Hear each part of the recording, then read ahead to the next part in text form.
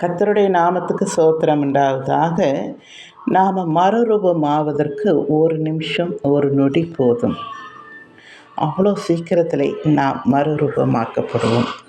கர்த்தர் நினைச்சால் எவ்வளோ சீக்கிரத்தில் மறுரூபமாகும் என்று பாருங்கள். எனக்கு அன்பானவர்களை, காலம் இனி செல்லாது, நாட்கள் பொல்லாதவைகளானதால் காலத்தை பிரயோஜனப்படுத்திக் கொள்ளுங்கள். நடக்கிற ஒவ்வொரு இந்த உலகத்திலே நடக்கிற ஒவ்வொரு சம்பவங்களையும் பார்க்கும்போது இது எல்லாம் கடைசி காலத்துக்கு அறிகுறி என்பதை நீங்கள் புரிந்து கொள்ளுங்கள்.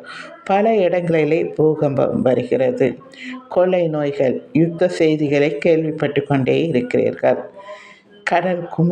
கடல் கொந்தளிக்கிறதையும் புயல் காற்று வீசுகிறதையும் நிறைய இடங்களிலே அழிக்கப்படுகிறது, கும்பல் கும்பலாய் மரணத்தை சந்திக்கிறதையும் நாம் பார்க்கிறோம்.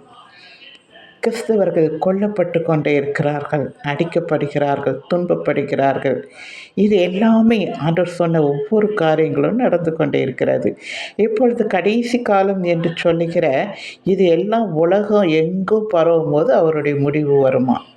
எனக்கு அன்பானவரே, இது எல்லாம் உலகம் எங்கும் நிறைய ஊழியர்கள் சொல்லிக்கொண்டே இருக்கிறதை நாம் பார்க்கிறோம். இது கடைசி காலம் என்பதை தெளிவாய் ஒவ்வொருத்தரும் சொல்லிக்கொண்டே இருக்கிறோம்.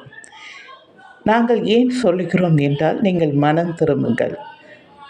எல்லாரும் நினைக்கிறார்கள் மதம் மாற சொல்லுகிறார்கள். மதம் மாற சொல்லலைங்க. உங்கள் பாவத்திலேருந்து நீங்கள் விடுபடுங்க, மனம் திரும்புங்க.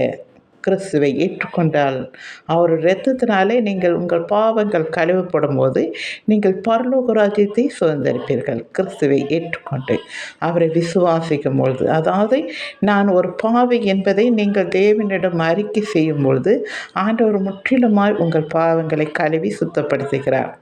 அதனால்தான் நீங்கள் மனம் திரும்புங்கள், பரலோக ராஜ்யம் சமயமாக இருக்கிறது என்று சொல்லுகிறோம். நன்றி.